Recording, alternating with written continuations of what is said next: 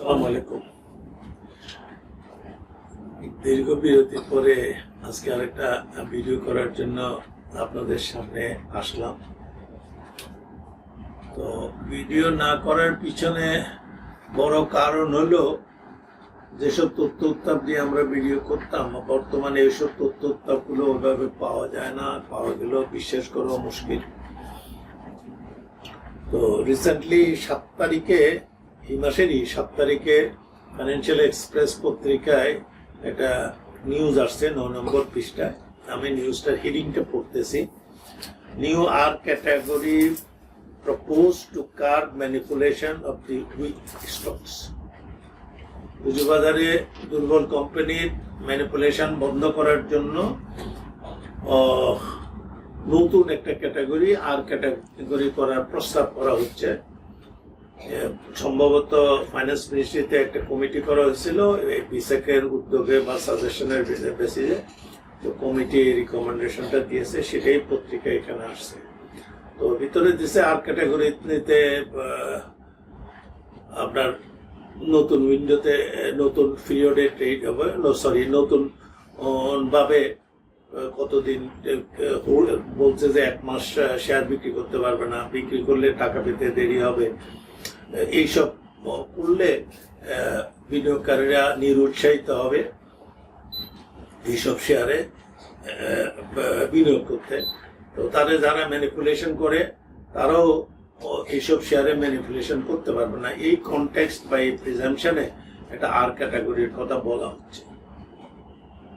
আমরা যদি একটা পিছনে যাই, 2004 সালে 96-এ যখন পুঁজিবাজারে ধস হয়, তার পরিপ্রেক্ষিতে তখন একটা ইনকোয়ারি কমিটি হয়েছিল। ইনকোয়ারি কমিটির রিপোর্টের বেসিসে বোধহয় অনেক কিছু ছিল। তার মধ্যে একটা ছিল যে ভালো পুঁজিবাজারে যেসব কোম্পানিগুলো আছে সবগুলো একই মর্যাদা সম্পন্ন না, বা একই ঝুঁকি বা একই লাভের সম্ভাবনা সম্পন্ন না।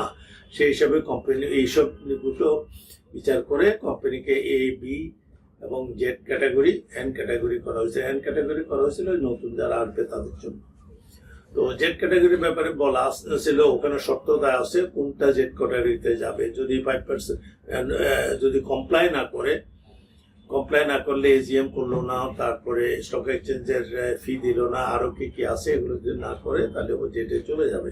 ডিভিডেন্ড না দিলেও সে জেডে চলে যাবে। ইদানিং আবার করা হয়েছে ডিভিডেন্ড ডিক্লেয়ার করলো, কিন্তু 30 দিনের মধ্যে যদি 80% ডিভিডেন্ড না দেয় তাহলেও তাকেও জেডে পাঠানো হবে। তো এখন তখন এটার ওয়ে আউট হিসাবে বলা হয়েছিল কোনো একটা কোম্পানিকে জেড ক্যাটাগরিতে পাঠানোর পরে 5 বছরের মধ্যে যদি ও কোম্পানি বিতে বা এতে যদি আসতে না পারে তাহলে ওই কোম্পানির পরিচালনা বোর্ডটা পুনর্গঠন করা হবে। পুনর্গঠন করার পরে যদি তাও বোধহয় মনে হয় 5 বছরের মধ্যে যদি কোনো উন্নতি না হয় তাহলে সেই কোম্পানিকে লিকুইডেশনে পাঠিয়ে দেওয়া হবে। লিকুইডেশন মানে কোম্পানিকে লিকুইডেশনে পাঠানোর অর্থ হচ্ছে তার অ্যাসেট বিক্রি করে দায় দানা শোধ করে ডিলিস্ট করে ফেলা, বা ডিলিস্ট আগে করা। যাই হোক, আমাদের লিকুইডেশনের অ্যাক্ট আছে, অ্যাক্ট অনুসারে লিকুইডেশনে চলে যাবে। তো লিকুইডেশনে চলে গেলে একটা জিনিস আছে, যারা যেসব ওই সময় যারা লিকুইডেশন যাওয়ার সময় যারা ডাইরেক্টর ছিল তাদের কিন্তু পরবর্তী ব্যবসা বাণিজ্যের করার ক্ষেত্রে একটা কালো দাগ পড়ে। তো সেই জন্য অনেকেই লিকুইডেশনে যেতে চায় না। আমরা এখন পুঁজিবাজারে যে কারণে আমরা জেড ক্যাটাগরি করেছিলাম, তো তাহলে তখন উদ্দেশ্য ছিল যে জেডে আর কোম্পানি বাড়বে না, তখন জেড থেকে আস্তে আস্তে কমে যাবে। কিন্তু উল্টাটা হয়েছে, এখন জেডে বাড়ার সম্ভব অনেক।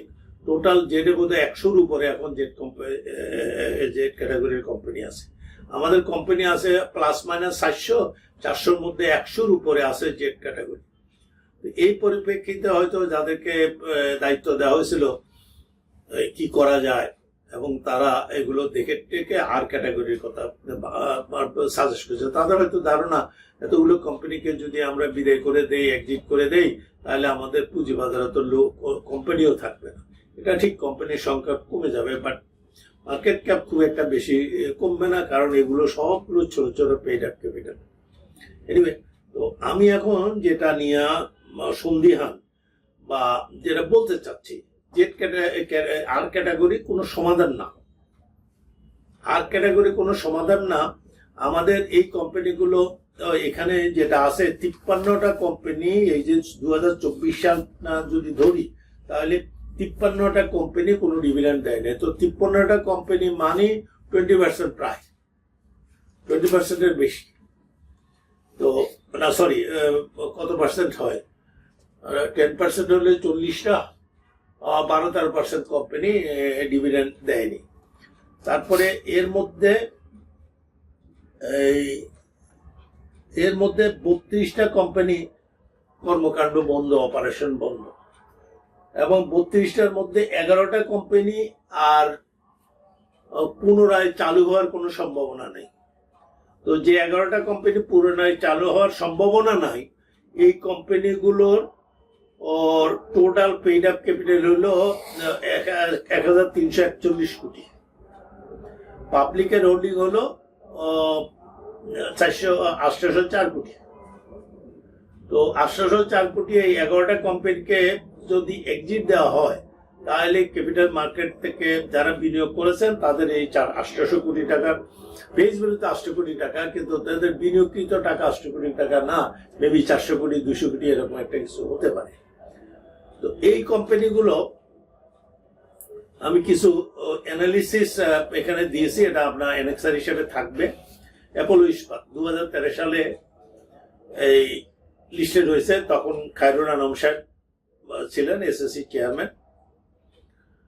এই কোম্পানি বেশ কয়েক বছর ক্যাশ ডিভিডেন্ড দিচ্ছে, বোনাস দিচ্ছে।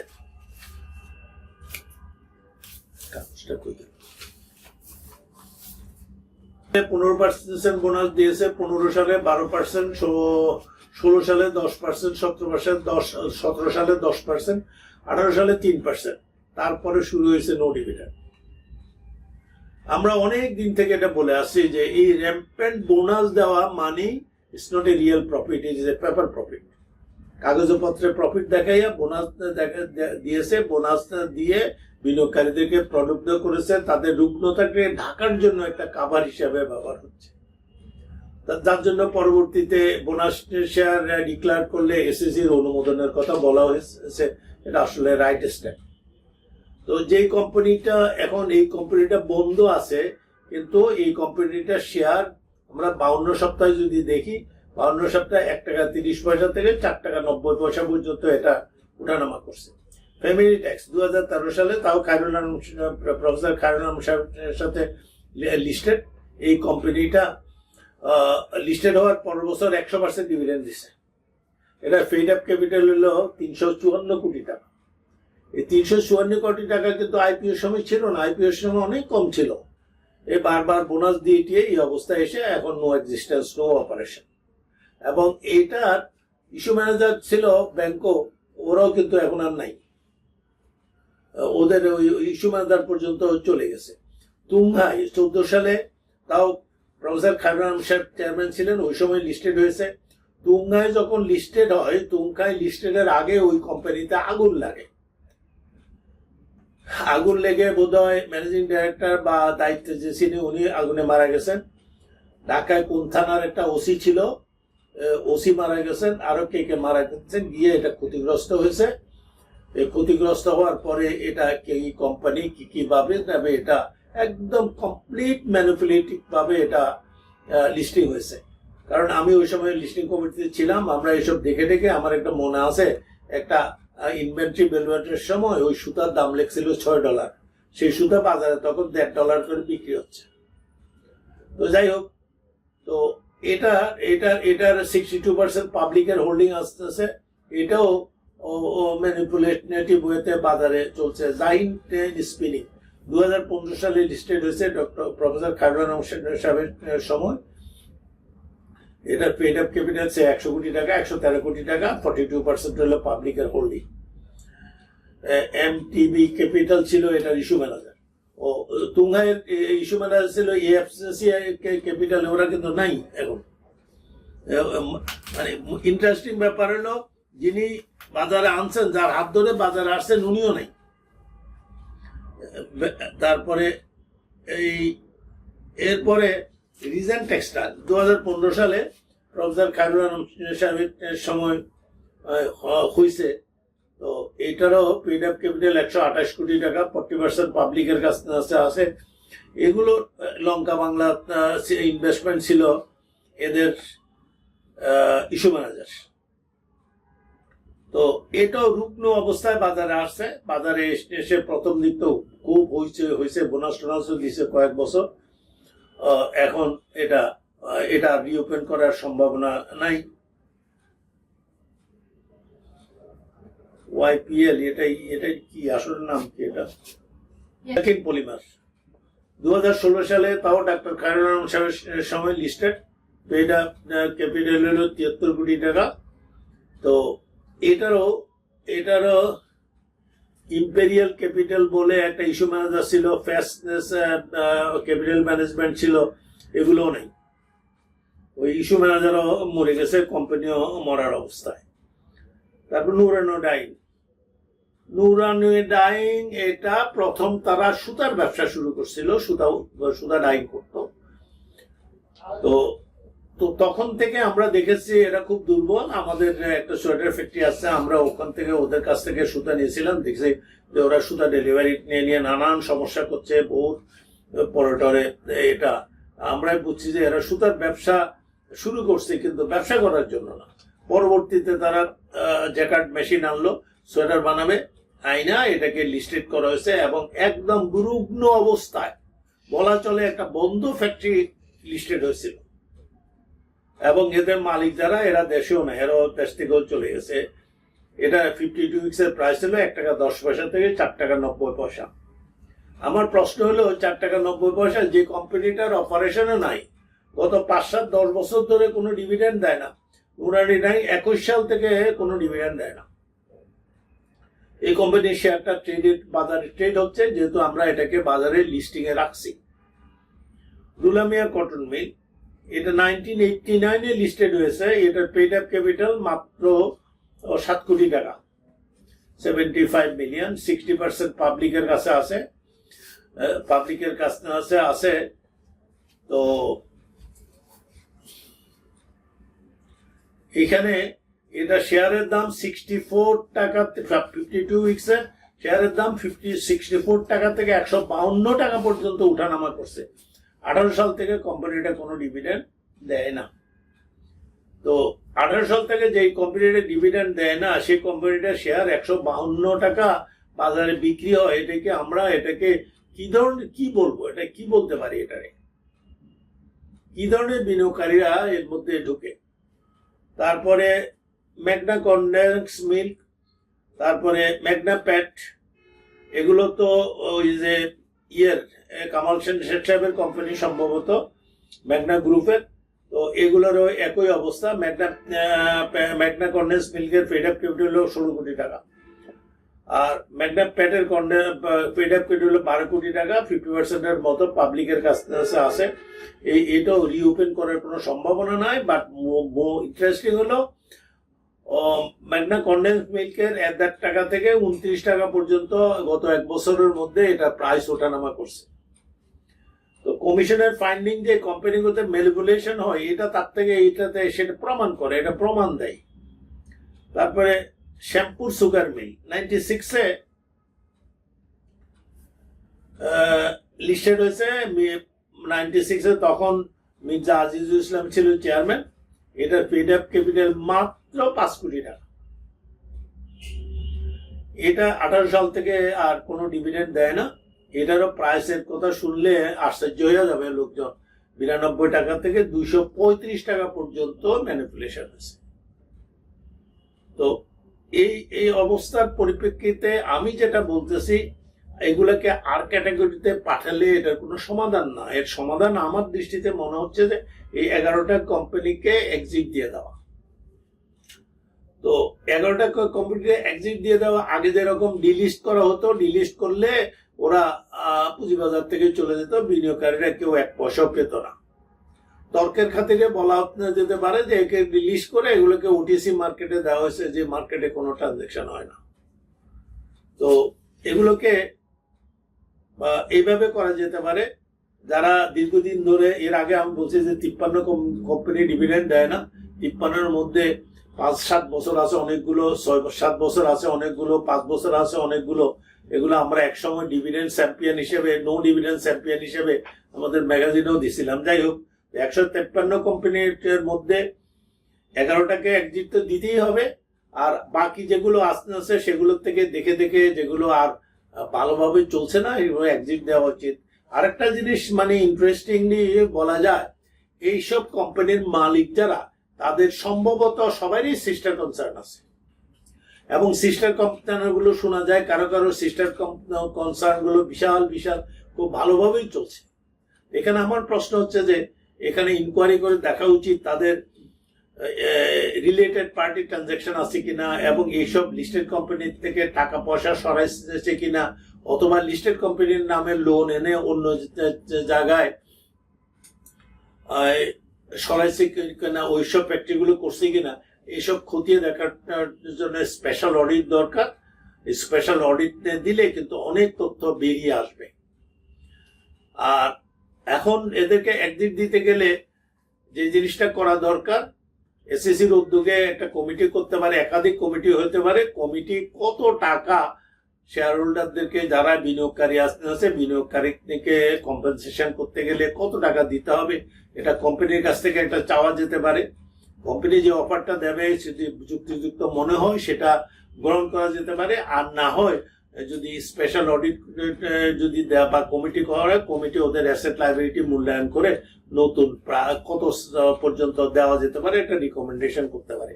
তো সেই রিকমেন্ডেশনের ব্যাপারে এসএসসি যে সিদ্ধান্ত দেবে সেটাই পাই না। আমি এ ব্যাপারে পাকিস্তানের একটা উদাহরণের কথা বলতে পারি, যদিও এটা অনেক পুরনো। যে এরকম কয়েকটা কোম্পানিকে বলা হয়েছিল তোমরা ডিলিস্ট করে যাও, তারাও রাজি হয়েছিল, কিন্তু প্রশ্ন বাড়ছিল, সমস্যা হচ্ছিল কত টাকা করে ওদেরকে পেমেন্ট করবে। কোম্পানিগুলো একটা অ্যামাউন্ট অফার করেছিল, যেটা কমিশনের দৃষ্টিতে খুব লো মনে হয়েছিল। পরে কমিশন একটা ইনকোয়ারি কমিটি করে দিয়েছিল। ইনকোয়ারি কমিটি পুনরায় সবকিছু বিশ্লেষণ করে একটা প্রাইস দিছিল। সেই প্রাইসটা কোম্পানি যে অফার প্রাইস করছিল তার থেকে 100% পর্যন্ত বেশি ছিল, তার অধিকও ছিল।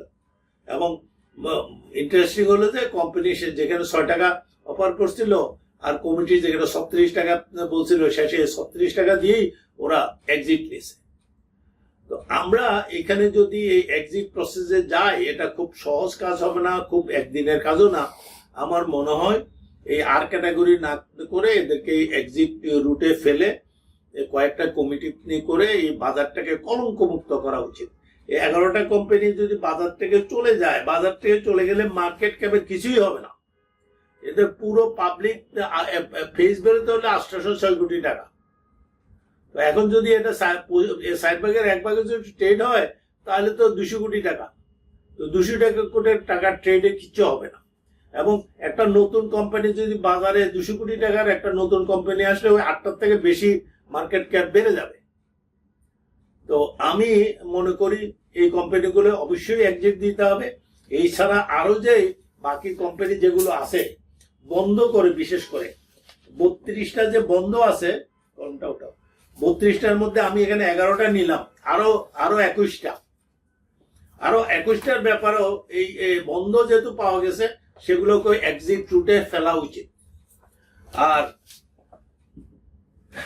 কি বলবো এই প্রসঙ্গে, আমার কাছে মনে হচ্ছে আর ক্যাটাগরি দেখে মনে হচ্ছে জুতা আবিষ্কারের মতো হয়েছে, রাজার পায়ে ধুলা লাগে, এখন দেশকে ধুলামুক্ত করতে হবে।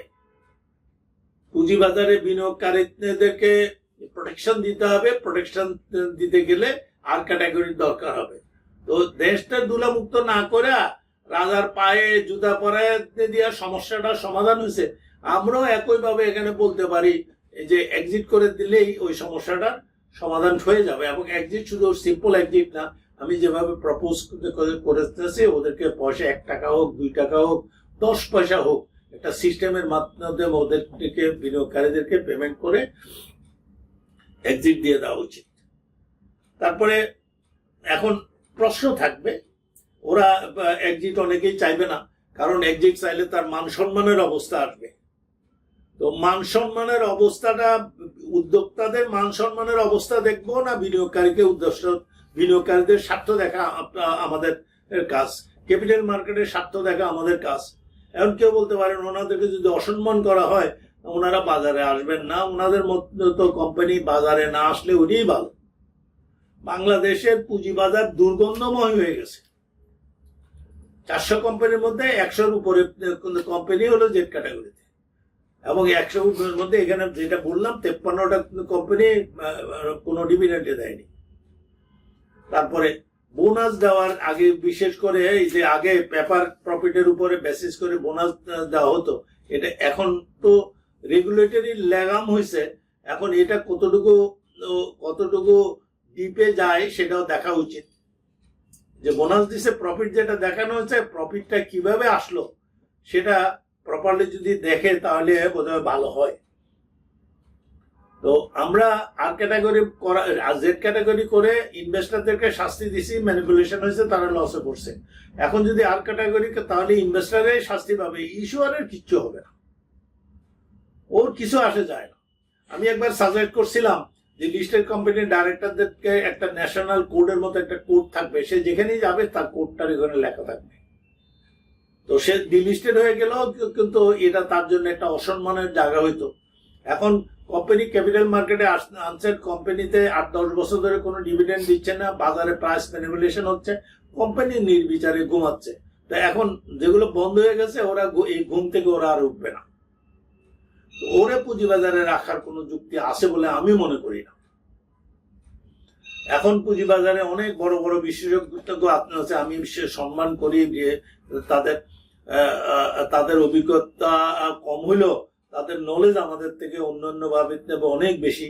আমরা পুরনো লোকজন এমন কথাবার্তা বলি যেগুলো অনেকের কাছে এটা ভালো মনে হবে না। এই আর ক্যাটাগরির মতো এরকম একটা কনসেপ্ট যারা এনেছেন তাদের উদ্দেশ্যে আমি এটা বলবো, আপনারা হয়তো আমাকে কিভাবে নেবেন আমি জানি না। আমি একটা গল্প বলি। আমি চিটংয়ে থাকি,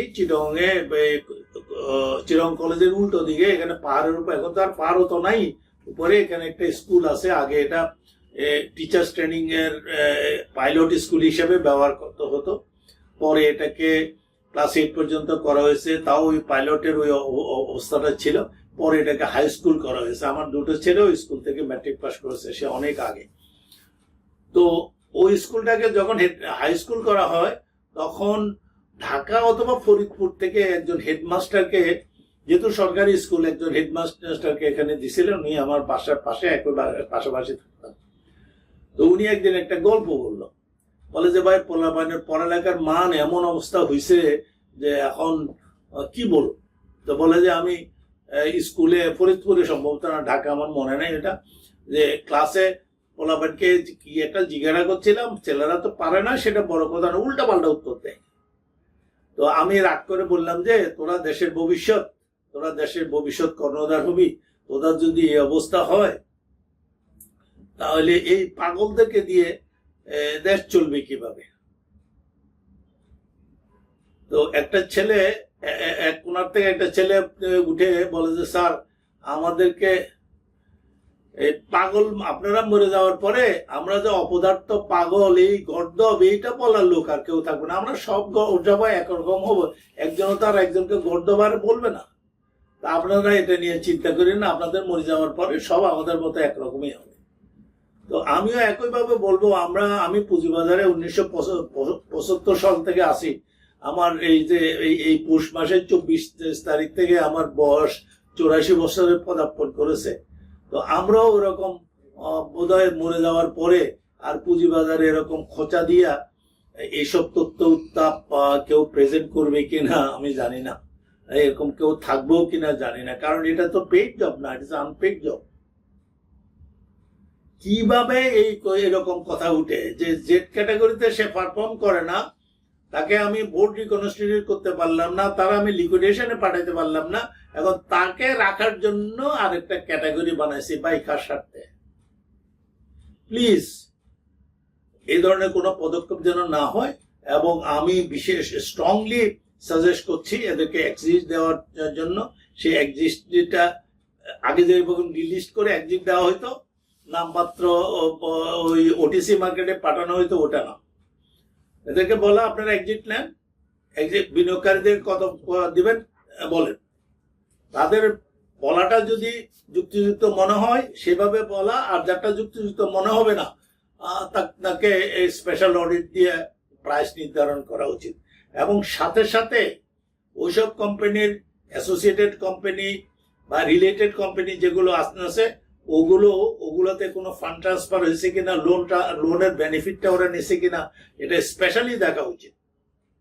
আমার কোম্পানি মরে যাচ্ছে, আমার লাইফ স্টাইলে কোম্পানি মরে যাচ্ছে বলে এটার কোনো প্রমাণ নেই।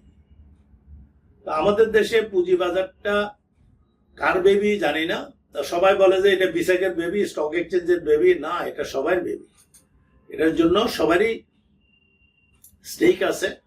ক্যাপিটাল মার্কেটে লং টার্ম ফাইন্যান্স সাপ্লাই দেওয়ার যে একটা সুযোগ, এই সুযোগটা আমরা নষ্ট করে ফেলছি। অনেকেই বলে যে আমার তো ভাই ভালো কোম্পানি আছে, আমার তো ক্যাপিটাল মার্কেটে যাওয়ার দরকার নেই। আমি বলবো যে আপনারও দরকার আছে জনস্বার্থে। আপনি পাবলিক ফ্যাসিলিটি ইউজ করছেন, আপনার উইজডম আছে, সাহস আছে, আপনি একটা বড় কোম্পানি করেছেন, আপনার তো এখন পাবলিকের সাথে আপনার পরশুন শেয়ার করার সময় এসেছে, না হলে পাবলিক জোর করে নিয়ে যাবে। তো এই অর্থে আপনি পুঁজিবাজারে আসেন, আপনার এখন একটা কোম্পানি আছে, 100 কোটি টাকার সম্পদ আছে, আপনি এটা পুঁজিবাজার থেকে বিক্রি করে 50 লাখ টাকা উঠাই নিয়ে 50 কোটি টাকা উঠাই নিয়ে আরেকটা ফ্যাক্টরি করতে পারবেন। আপনার তো এখন 100 কোটি টাকা এখানে ব্লক হয়ে গেছে। কিন্তু এই 100 কোটি টাকার মধ্যে যদি আপনি 40% বাজারে ছাড়েন, 40 কোটি টাকা, 40 কোটি টাকা আপনি বাজারে যদি 10 টাকা শেয়ার 20 টাকা বিক্রি করতে গেলেন, 80 কোটি টাকা বাজার থেকে পাবেন। 30 টাকা বিক্রি করতে 90 কোটি টাকা পাবেন। তো এটা আপনি অন্য জায়গায় রিইনভেস্ট করতেন, আপনার এই ইন্টারেস্ট আছে, আপনি ট্যাক্স বেনিফিট কম দিতে পারেন। আর আমি সাথে সাথে এটা বলবো যে লিস্টেড কোম্পানির মধ্যে যারা বেশি ট্যাক্স দেয় বড় করে, তাদেরকে আলাদাভাবে রিকগনাইজ করা উচিত। দে আর দ্য ন্যাশনাল হিরো। তো হিরো হওয়ার জন্য লোভের টুপিও রাখা যেতে পারে। পুঁজিবাজারকে আমরা যদি চাঙ্গা করতে পারি, ক্যাপিটাল রেজিংও সহজ হবে, ব্যাংকের ডিফল্ট লোনও কমবে, এবং পুঁজিবাজার ছোট ছোট সেভার যারা আছে তারা নিরাপদে পুঁজিবাজারে বিনিয়োগ করতে পারবে, যেটা পুঁজিবাজারের অন্যতম একটা উদ্দেশ্য, যার জন্য সিকিউরিটিজ এন্ড এক্সচেঞ্জ কমিশন যতগুলো কথা বলে সবগুলো বলে for the interest of the সেভার্স। কিন্তু এই আর ক্যাটাগরি করে এই সেভার, এই ইনভেস্টরদের ইন্টারেস্ট সেভ হবে না। আমি এই বছরকের পর বছর ডিভিডেন্ড দেয় না এইসব কোম্পানিগুলোকে এক্সিট করার প্রপোজালটা স্টক এক্সচেঞ্জ থেকে আসা উচিত। এটা স্টক এক্সচেঞ্জের লাইবিলিটি। তো লাইবিলিটিটা তারা ডিসচার্জ করছে না, ডিসচার্জ না করলে এসএসসি থেকেও তাদেরকে নির্দেশনা দিতে পারে। তো এই প্রসঙ্গে আমি একবার বহুত দিন পুরনো কথা, হংকং স্টক এক্সচেঞ্জে একবার একটা 2-3টা লিস্টেড কোম্পানি কয়েক বছর ডিভিডেন্ড দেয় না, 1 বছর না 2 বছর, এবং আমি 3টা কোম্পানির নাম দেখছিলাম, একই দিন পত্রিকা আসছিল, তাদেরকে স্টক এক্সচেঞ্জ দেখাইছে তোমার যে লস হয়েছে নেক্সট ইয়ারে কি হবে, নেক্সট ইয়ারে কি হবে, তোমার নিশ্চয় সেটব্যাক হয়েছে, সেটব্যাকটা তুমি কিভাবে ওভারকাম করবা আমাদেরকে এক্সপ্লেন করো। তো আমরা কি এই ধরনের স্টক এক্সচেঞ্জ এই ধরনের উদ্যোগ নিতে পারে না? এখন বললে যে ডাকলে আসবে না, তো ডাকলে আসবে না, তাহলে ওর কাছে যেতে হবে। তো যাই হোক, এখন আমি বলবো যে এটা আমরা যে দায়িত্বের কথা বলছি, দায়িত্ব কিন্তু স্টক এক্সচেঞ্জের। সিকিউরিটিজ এন্ড এক্সচেঞ্জ কমিশন অনুমতি দিতে পারে, অ্যাপ্রুভ করতে পারে, প্রপোজাল না গেলে ওরা কোথেকে অনুমতি দেবে। আর সিকিউরিটিজ এন্ড এক্সচেঞ্জ কমিশন ওদের ফান্ডিং এর বেসিসেও স্টক এক্সচেঞ্জ গুলোকে নির্দেশ দিতে পারে, অথবা একত্র করে সিদ্ধান্ত নিতে পারে। এখন এখানে কার শক্তি বেশি, কার ক্ষমতা বেশি, কার করার দায়িত্ব, এই নিয়ে ঠেলাঠেলি করলে চলে না। পুঁজিবাজারটাকে সেভ করেন, পুঁজিবাজারটাকে কলঙ্কমুক্ত করেন। কোম্পানি বলছে 11টা কোম্পানির লিস্টিং ইয়ার দেব, পেড আপ ক্যাপিটাল কত, হোল্ডিং, পাবলিক হোল্ডিং কত, তারপরে এই 52 উইকস এর প্রাইস কিরকম ছিল, নো ডিভিডেন্ড কত বছর থেকে দেয় না, ইস্যু ম্যানেজার কে ছিল, এগুলো সব দিয়ে একটা অ্যানেক্সার দেব, যারা আরো ইন্টারেস্টেড তারা এগুলো দেখতে পারেন। একইভাবে যে 53টা কোম্পানি নো ডিভিডেন্ডের লিস্টে আসছে, এটারও একটা লিস্ট আপনাদেরকে দেব, ওই যে ভিডিওর সাথে আপনারা অ্যানেক্সারে থাকবে। যারা আরো তথ্য চান, ডিটেল চান, তারা ওখান থেকে যেতে পারবেন। আর এগুলোর অনেকগুলোর ওয়েবসাইট নাই, যাদের ওয়েবসাইট আছে ওয়েবসাইটেও কিছু তথ্য পাবেন। এটা বরং ওদের ভোগান্তি বাড়বে। তো আমি আবারও অনুরোধ করছি, আর ক্যাটাগরি নামে কোনো ক্যাটাগরি যেন না হয়।